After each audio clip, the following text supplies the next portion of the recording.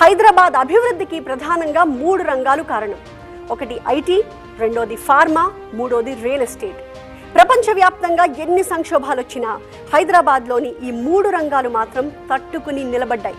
ముఖ్యంగా Hyderabad real estate పరుగులు మాత్రం అత్యద్భుతం అని చెప్పాలి.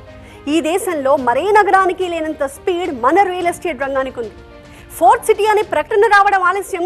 వెంటనే వినిపించిన ప్రశ్న ఏంటో తెలుసా? మాస్టారు, గజం ఎంత లెక్కన అమ్ముతారేంటి అని. Hyderabad is one of the richest cities.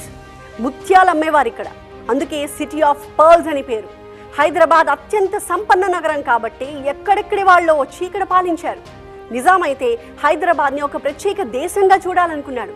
అలా హైదరాబాద్ని వదులుకోవడానికి ఇష్టపడకపోతేనే కదా ఆపరేషన్ పోలో మొదలుపెట్టింది. హైదరాబాద్ అభివృద్ధి కానీ, సంపన్న నగరం అనే స్టేటస్ కానీ 400 ఏళ్లుగా ఇంకా కొనసాగుతూనే వస్తోంది. ముఖ్యంగా మౌలిక సదుపాయాల కల్పనలో ది బెస్ట్ సిటీ